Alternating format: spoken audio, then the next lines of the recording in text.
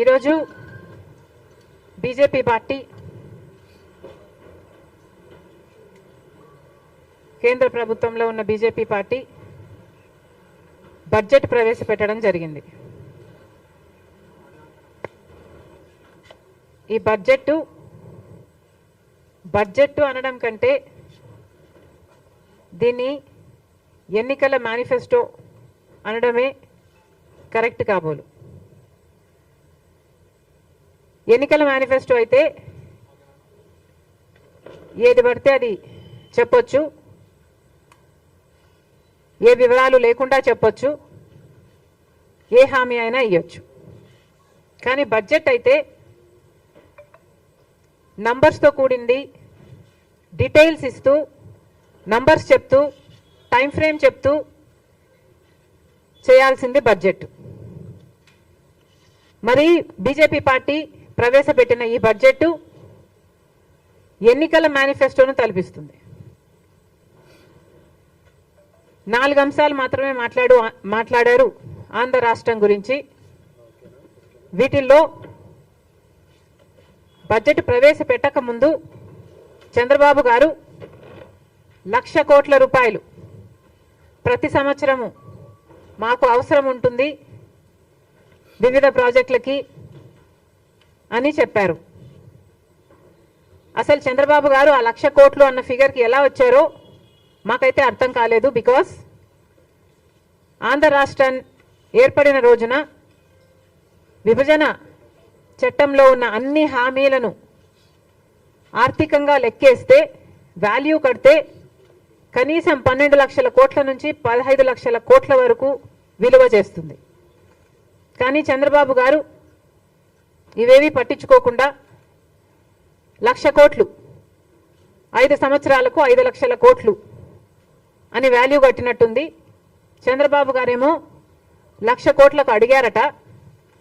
ఈరోజు బీజేపీ నిర్మలా సీతారామన్ గారు ప్రవేశపెట్టిన బడ్జెట్లో అయితే రాజధానికి కేవలం 15,000 కోట్ల రూపాయలు ఇస్తున్నాము అని తెలిపారు.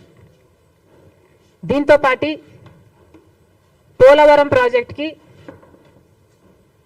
మేము పూర్తి చేసే బాధ్యత మాది అన్నట్టుగా మాట్లాడారు. పోలవరం ప్రాజెక్టు ఆంధ్ర రాష్ట్రానికి లైఫ్ లైను అన్నారు, మన రైతులకి లైఫ్ లైను అన్నారు, ఫుడ్ సెక్యూరిటీ కల్పించే అంశం కూడా ఇది అని పేర్కొనడం జరిగింది. మరి అంత ముఖ్యమైన పోలవరం ప్రాజెక్టుకు పూర్తి చేయాలనుకున్నారు మీరు, సంతోషం, ఇప్పటికైనా పూర్తి చేయాలనుకున్నారు. 10 సంవత్సరాలుగా ఇది మా హామీ అయినప్పటికీ 10 సంవత్సరాలుగా మీరేమీ చేయకపోయినప్పటికీ కనీసం ఇప్పటికైనా మీకు కనువిప్పు కలిగింది. పోలవరం ప్రాజెక్టుని పూర్తి చేస్తాము అని చెప్పారు. కానీ ఒక పక్క మా ముఖ్యమంత్రి గారు, ఆంధ్ర రాష్ట్ర ముఖ్యమంత్రి గారు 12,000 కోట్లు రీహాబిలిటేషన్కే పడుతుంది అని ఒక పక్క చెప్తుండగా ప్రాజెక్టు కాస్ట్ ఎంతో ఇంకా ప్రజలకు చెప్పకపోగా కేంద్ర ప్రభుత్వం మాత్రం పోలవరం ప్రాజెక్టుని పూర్తి చేస్తామని చెప్తున్నారు. దాంతోపాటు ఎప్పుడు పూర్తి చేస్తారు, ఎన్ని డబ్బులు ఇస్తారు, తక్షణం ఎంత ఇస్తారు, కనీసం ఆ రీహాబిలిటేషన్కైనా ఇస్తారా, ఒక్క ఫిగర్ అయినా మీరు క్లారిటీ ఇచ్చుంటే బాగుండేది. అంత పెద్ద ప్రాజెక్టు మీరే అంటున్నారు లైఫ్ లైన్ అని, మీరే అంటున్నారు ఫుడ్ సెక్యూరిటీ కలిగించేది అని. మరి అంత ముఖ్యమైన ప్రాజెక్ట్కి ఈ అంబిగ్విటీ ఎందుకో, ఇంత వేగంగా దీన్ని ఎందుకు మీరు హ్యాండిల్ చేశారో మాకైతే అర్థం కావటం లేదు. దీని తర్వాత కర్నూలు దగ్గర ఒక ఇండస్ట్రియల్ హబ్బు, కొప్పర్తి దగ్గర ఇంకొక ఇండస్ట్రియల్ హబ్బు మీరు సహకరిస్తామని చెప్పారు. దానికి సంబంధించి డబ్బులు ఇస్తామని అన్నారు. కానీ అవి కూడా ఎంత ఇస్తారో స్పష్టం చేయలేకపోయింది బీజేపీ పార్టీ. అంటే మీరు డబ్బులు ఇస్తాము ఇండస్ట్రియల్ డెవలప్మెంట్ కోసము అని చెప్తూనే ఎన్ని డబ్బులు ఇస్తారో చెప్పకపోతే అది మేము ఏమనుకోవాలి? అంటే రోడ్లకు, పైప్ లైన్లకు మీరు ఇస్తున్న డబ్బు 500 కోట్ల, లేకపోతే ఇన్ఫ్రాస్ట్రక్చర్కి కూడా కలుపుకొని 5,000 కోట్ల? మీరు ఏం మాట్లాడుతున్నారు? మాకైతే క్లారిటీ లేదు. అందుకే అంటున్నాం, బడ్జెట్ అంటే అంకెలకు సంబంధించిన విషయం. కానీ ఎక్కడా మీరు అంకెలు ఇవ్వకుండా వేగ్గా దీనికి ఇస్తాం దానికి ఇస్తాం అని కబుర్లు చెప్పినట్టుగా ఉంది, ఎన్నికల మేనిఫెస్టో లాగా. ఇంకా గ్రాంట్స్ ఇస్తాం వెనుకబడిన ప్రాంతాలకి,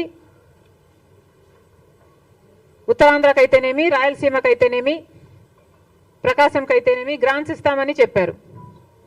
అది కూడా ఎప్పుడు ఇస్తారు, ఎంత ఇస్తారు, ఏ ప్రాంతానికి ఎంత ఇస్తారు, ఒకటైనా క్లారిటీ ఉందేమో, కనీసం టీడీపీకైనా జనసేనకైనా క్లారిటీ ఉందేమో ఆంధ్ర రాష్ట్ర ప్రజలకు చెప్పాలి. ఇలా ఏది క్లియర్గా లేకుండా ఎన్నికల మేనిఫెస్టోను తలపించేటట్టు ఉంది బీజేపీ పార్టీ ప్రవేశపెట్టిన బడ్జెట్. అసలు మానేసి కొసరిచ్చినట్టు ఇవన్నీ మాట్లాడారు. కానీ అసలు విషయం ఆంధ్ర రాష్ట్ర హక్కు అయిన ప్రత్యేక హోదా. మరి అసలు ప్రత్యేక హోదా గురించి మీరు ఎందుకు మాట్లాడటం లేదు? మీకు ఆంధ్ర రాష్ట్రం చాలా ముఖ్యమని చెప్పారు బడ్జెట్ ప్రసంగంలో. ఆంధ్ర రాష్ట్ర విభజన హక్కులన్నీ గౌరవిస్తూ మేము ప్రకటిస్తున్నాము అని చెప్పారు. కానీ మొట్టమొదటి అంశమే ప్రత్యేక హోదా కదా.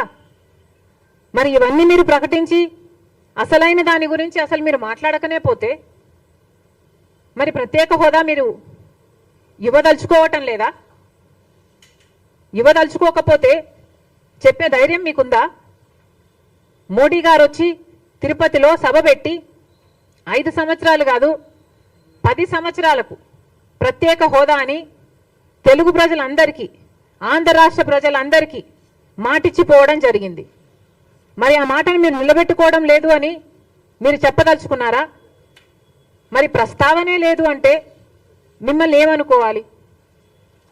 పార్లమెంటులో ఇది అప్రూవ్ అయింది, ఉభయ సభలలో ఇది అప్రూవ్ అయింది. ఆ రోజు ప్రధానమంత్రి అయితేనేమి, ప్రతిపక్ష నాయకుడుగా ఉన్న బీజేపీ అయితేనేమి, మొత్తం అందరూ ఒప్పుకున్న అంశం ప్రత్యేక హోదా ఆంధ్ర రాష్ట్రానికి. మరి కనీసం దాన్ని ఊసే లేదు. మరి మేము ఏమనుకోవాలి? ఒక పక్క ప్రత్యేక ప్యాకేజీల గురించి, గ్రాంట్స్ గురించి మీరు మాట్లాడుతున్నారు తప్పితే, అది కూడా అంబిగ్యూటీ, వేగ్గా మాట్లాడుతున్నారు. కానీ ప్రత్యేక హోదా గురించి కనీసం ఊసు కూడా లేదు. నిన్న బీహార్కు ప్రత్యేక హోదా ఇవ్వబోయేది లేదు అని చెప్పడం జరిగింది. మరి మేమేమనుకోవాలి? బీహార్కు మీరు ఇయ్యాలా లేదా అన్నది మాకు సంబంధించిన విషయం. ఎందుకంటే బీహార్లో వాళ్లకు హామీ లేదు. వాళ్లకు ప్రధానమంత్రి గారు పోయి, మోడీ గారు పోయి మేము 10 ఏళ్ళు ప్రత్యేక హోదా ఇస్తాము అని బీహార్లో మాట ఇచ్చింది లేదు. పార్లమెంటులో యాక్ట్ ప్రకారం వాళ్లకు ప్రత్యేక హోదా ఇస్తాము అన్న వాగ్దానము లేదు. కనుక బీహార్కు మీరు ప్రత్యేక హోదా ఇస్తారా ఇవ్వరా అన్నది మాకు సంబంధం లేని విషయం. కానీ ఆంధ్ర రాష్ట్రానికి మాత్రం ప్రత్యేక హోదా ఊపిరి లాంటిది. ప్రత్యేక హోదా ఊపిరి లాంటిది కాబట్టే పదే అడుగుతున్నాం.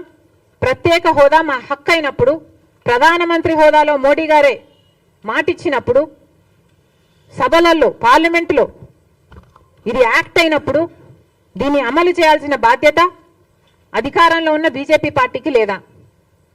ప్రశ్నించాల్సిన బాధ్యత కూటమి సర్కారుకు లేదా? అసలు ప్రత్యేక హోదానే మీరు అంటున్నారే, మీరు ఇస్తామని చెప్పటం లేదు కదా. మరి రాజధానికి మేము డెవలప్ చేస్తాము, మేము ఇండస్ట్రియల్ హబ్బులు తీసుకొస్తాము అని ఇన్ని చెప్పినా కూడా ప్రత్యేక హోదానే లేనప్పుడు ఇండస్ట్రీలు ఎందుకు వస్తాయి? గత 10 సంవత్సరాలుగా మాకు ఎన్ని ఇండస్ట్రీలు వచ్చాయి? మాకు ఇండస్ట్రీస్ ప్రత్యేక హోదా లేకుండానే వచ్చేట్టుకుంటే మరి ఈ 10 సంవత్సరాలుగానే వచ్చేసి ఉండాలి కదా. పట్టుమని కనీసం 10 కొత్త పరిశ్రమలు కూడా రాలేదు కదా. అంటే మాకు ప్రత్యేక హోదా అవసరము అని మీకు అనిపించటం లేదా? ఇండస్ట్రియల్ సెక్టర్స్ ఇవన్నీ డెవలప్ చేస్తే మాత్రం ప్రత్యేక హోదా ఇవ్వకపోతే ఏం లాభం? కేంద్ర సంస్థలన్నీ నెలకొల్పితే కదా ఒక హైదరాబాద్ అయితేనేమి, ఒక పూణే అయితేనేమి, ఒక బెంగళూరు అయితేనేమి ఇవన్నీ డెవలప్ అయింది. ఒక బిహెచ్ఎల్ అయినా, నేవీ అయినా, డిఫెన్స్ అయినా, రీసెర్చ్ ఇన్స్టిట్యూట్స్ అయినా, మెడికల్ ఇన్స్టిట్యూట్స్ అయినా, ఇలాంటివన్నీ కేంద్ర సంస్థలు, ఆర్థిక సంస్థలైనా ఇలాంటివన్నీ మా రాష్ట్రంలో మీరు ఏర్పాటు చేస్తే కదా ఇక్కడ అభివృద్ధి జరిగేది. ఇవేవి ప్రస్తావించలేదు. ప్రత్యేక హోదా ప్రస్తావించలేదు. మేము ఎలా డెవలప్ కావాలో ప్రస్తావించలేదు. మీ పార్టీకి మీరేదో ముష్టి పడేసినట్టు 15,000 కోట్ల రూపాయలు ఇస్తామంటే మేమంతా ఇక్కడ పండగ చేసుకోవాలనా? ఎందుకు చేసుకోవాలి? బీహార్ ఏమో మీకు కొంతమంది ఎంపీలను ఇచ్చింది, 12 మంది ఎంపీలను ఇచ్చింది. ఆంధ్ర రాష్ట్రం మొత్తం 25 మంది ఎంపీలు, కూటమి ఎంపీలు అయితేనేమి, అటు వైసీపీ ఎంపీలు అయితేనేమి, మొత్తం అందరూ బీజేపీ ఎంపీలే కదా. మరి ఇంతమంది ఎంపీలను మీరు తీసుకుని మీరు కొనుక్కున్నట్టు మీరు డబ్బులు ఇస్తున్నారు. మేము అమ్ముడు పోయినట్టు మీకు సలాం కొట్టాలి. ఏం చెప్పదలుచుకుంది బీజేపీ పార్టీ? మీరు నిజంగా ఏం న్యాయం చేస్తున్నారు? అసలు చంద్రబాబు గారు కూడా దీనికి సమాధానం చెప్పాల్సిన అవసరం ఉంది. ఒక ప్రత్యేక హోదానే కాదు, ఇంకా ఎన్ని విషయాలు అసలు ఊసే లేకుండా చేశారు. పార్లమెంటు జరుగుతుంది, పార్లమెంటులో ఆంధ్ర రాష్ట్రం ఇచ్చిన ఎంపీల వల్ల ఈరోజు బీజేపీ పార్టీ అక్కడ అధికారంలో ఉంది. మరి అలాంటప్పుడు మనం ఎంత సాధించుకోవాలి? ఏం సాధించుకున్నాం? 15,000 కోట్లు అంటున్నారు. అంటే ఒక్కొక్క ఎంపీకి, టీడీపీ ఎంపీకి 16 మంది అయితే ఒక్కొక్కరికి 1000 కోట్లు ఇచ్చినట్ట, కొనుక్కున్నట్ట. ఇది ఎక్కడి న్యాయం అని అడుగుతున్నాం. మిగతా వాటి హామీల, మిగతా యాక్ట్, రీఆర్గనైజేషన్ యాక్ట్ లో వాటి సంగతి ఏమిటి? Railway zone, Kadapa steel factory, వీటికన్నిటికీ నిధులు అవసరం లేదా? వీటికన్నిటికీ కమిట్మెంట్స్ అవసరం లేదా? గత 10 సంవత్సరాలుగా మోసం చేస్తూనే ఉన్నారు. మళ్ళీ మోసం చేసే ఉద్దేశం ఉంది కాబట్టే కదా ఈ రోజు వరకు కూడా వాటి ప్రస్తావనే లేకుండా చేశారు. కనీసం విజయవాడ, విశాఖపట్నం లాంటి వాటిలో మాకు మెట్రోలు కూడా అవసరం లేదా? మేము ఎలా కట్టుకోవాలి? ఒక్కసారైనా ఆలోచన చేసి కదా, మన ప్రజల గురించి ఆలోచన చేస్తే కదా. ఈ 10 సంవత్సరాలలో మన గురించి ఏ రోజు ఆలోచన చేసి ఈ బడ్జెట్లో మళ్ళీ 3,000 అంటున్నారు, 3 కోట్ల ఇల్లులు అంటున్నారు. అది మోసమా? ఇది మోసమా? స్మార్ట్ రీప్రోగ్రామింగ్ అంటున్నారు.